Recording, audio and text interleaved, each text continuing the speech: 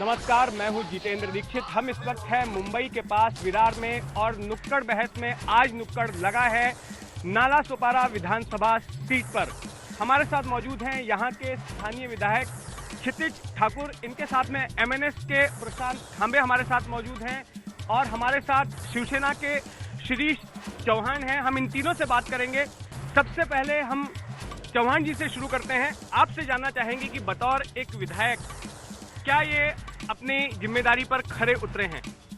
बिल्कुल नहीं, क्योंकि 5 साल में जो समस्या 5 साल पहले थी उससे समस्या में बढ़त हो गई है। समस्या कम तो नहीं हुई है। हाँ, सत्ताधारी पार्टी को उन्होंने सपोर्ट किया था, लेकिन सत्ताधारी पार्टी से जो यहाँ के नाला सोपारा विधानसभा क्षेत्र के लिए जो लाना, ज़्यादा से ज़्यादा प्रोजेक्ट लाने चाहिए थे, ज़्यादा से ज़्यादा पैसा लाना चाहिए था। पानी के लिए जो किल्लत है वो पानी की किल्लत दूर करने के लिए ज़्यादा फेज़ 2 सूर्या फेज़ 2 का काम जल्दी शुरू होना चाहिए था, वो भी हुआ नहीं है। इसलिए खांबे जी से जानते हैं, आपकी नज़र में इनका परफॉर्मेंस कैसा रहा? मेरे को तो एक ही बोलना है कि गए 5 साल से क्षितिज ठाकुर ये आमदार बन के चुनाव जीत के आए, लेकिन अभी तक मेरे को मालूम नहीं पड़ता है कि क्षितिज ठाकुर ने अभी तक ये नाला सोपारा विधानसभा के लिए कुछ काम किया है। ठाकुर जी, आपने दोनों ही विरोधी पार्टियों की बात सुनी। आपकी पार्टी बहुजन विकास आघाड़ी ये सत्ताधारी पार्टी को, कांग्रेस एनसीपी को समर्थन दे रही है और इनका कहना है कि इसके बावजूद जिस तरह का काम यहाँ पर होना चाहिए था 5 सालों में नहीं हुआ। सबसे पहले हमने पानी का विषय लिया। पानी में जो अपन ने 4 काम लिए थे उसमें का, जब मेरे पिताजी 20-25 साल पहले जब चुन के आए थे तब 4 MLD पानी का सोर्स था, उसगांव पेल्हार। ये 2 अगर ऐड किए, उसके साथ में सूर्या 130 MLD के आसपास आज पानी मिल रहा है। मतलब 35 गुना पानी गए 20 साल में बढ़ा। मैं बोलना चाहता हूँ कि महानगर पालिका में वसई विकास की सत्ता है, बहुजन विकास आघाड़ी की सत्ता है, विरोधी पक्ष में शिवसेना और जन आंदोलन समिति बैठी है, तो इनको कारणीभूत शिवसेना और सत्ताधारी ये दोनों भी है। ये लोग अपोज करते थे तो अभी तक ये अनलीगल कंस्ट्रक्शन नहीं होता था।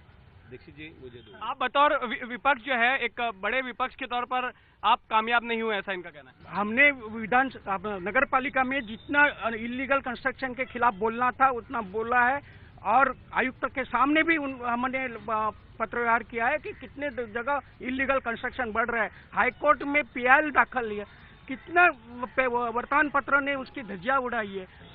इलीगल कंस्ट्रक्शन देश में सबसे बड़ा ड्राइव, जो नया इलीगल कंस्ट्रक्शन बन रहा है वो तोड़ने का सबसे बड़ा देश का drive Vasai Virar municipal corporation ने किया था।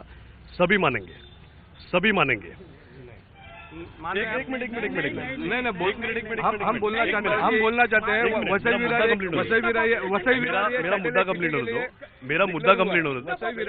Vasai Virar satellite city declare हुआ है, लेकिन इनके ही अनलीगल को लीगल बना के, एक तो GR पास नहीं है, DCR पास नहीं है, फिर भी इन लोग के कंस्ट्रक्शन 7-7 माला, 14-14 माला, 21-21 माला के काम चालू हुए।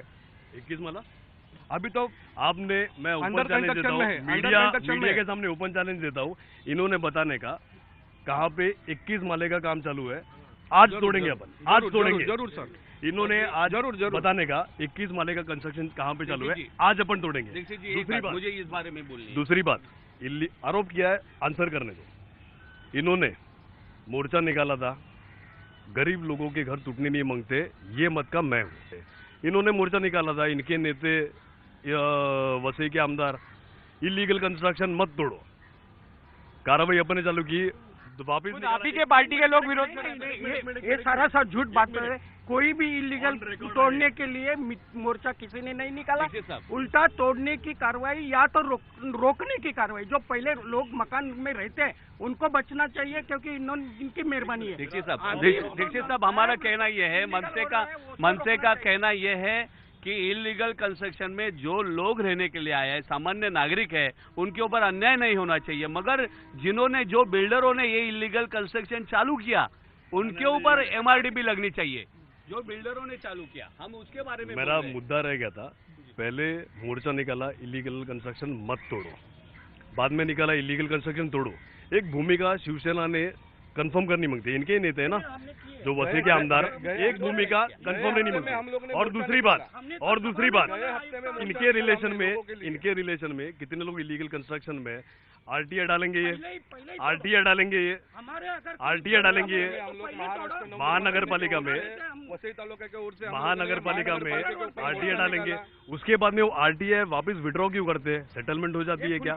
ये भी निकालना मांगता है। सेटलमेंट करने का आरोप है कि आप जो है इस तरह के कंस्ट्रक्शन के मामले में सेटलमेंट कर लेते हैं। आप कुछ भी सेटलमेंट है, अगर इन्होंने बता दिया किसी के साथ हमारा सेटलमेंट हुआ है या तो हमारा कोई इलीगल कंस्ट्रक्शन करने वाला बिल्डर हो तो उसका बिल्डिंग पहला तोड़ो, नहीं तो मैं बताता हूँ ये फुलपाड़ा, मनवेलपाड़ा, कारगिल नगर किसका है और कोई किसने बनाया है। एमएनएस से मेरा एक सवाल है, इस मुद्दे से हटकर 2009 के चुनाव में आपकी पार्टी 13 सीटें जीतकर आई थी, लेकिन लोकसभा चुनाव के परफॉर्मेंस को देखें तो सभी आपके उम्मीदवार हार गए।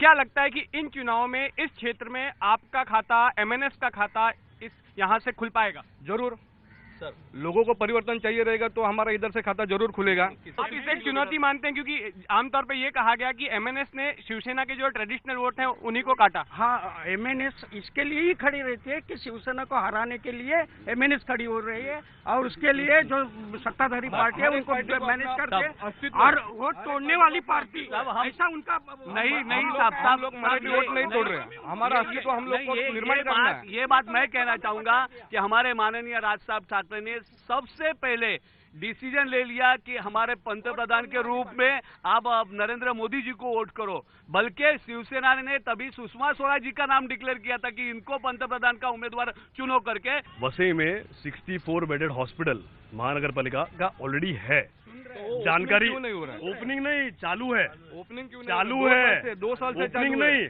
2 साल से चालू है, ये तो अभी तक agree करते ओपनिंग हैं। नहीं हो रहा है। अभी बोला आपने कि विकास किया है, आपने विकास तो आप किया है, बोलो ना तो मुझे आपको बोलने नाला दो। सोपारा में विकास करना चाहिए। आप नाला सोपारा के विधानसभा खाली के कैंडिडेट है, बर्तन, उसमें सब खाली बर्तन विधानसभा का एरिया आता है, आवाज लेकिन करते हैं, आपने विकास वैसा ही किया है, है, आपने जानकारी विकास नहीं किया है।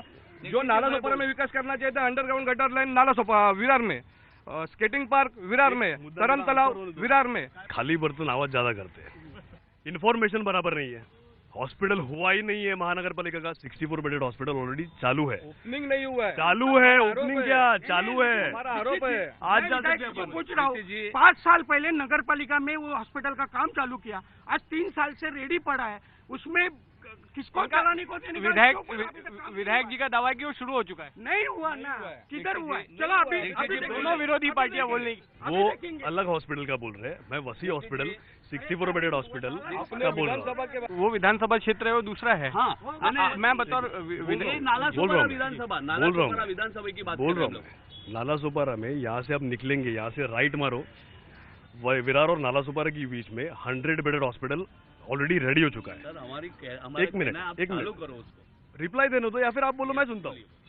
100 बेडेड हॉस्पिटल ऑलरेडी चालू हो गया है। मुद्दे कई हैं, हमारे पास समय काफी कम है, तो ये नुक्कड़ बहस थी मुंबई के पास नाला सुपारा विधानसभा सीट से। आपसे फिर मुलाकात होगी किसी और विधानसभा सीट पर नुक्कड़ बहस करते हुए। कैमरामैन अजीत कदम के साथ जितेंद्र दीक्षित, एबीपी न्यूज, नाला सुपारा।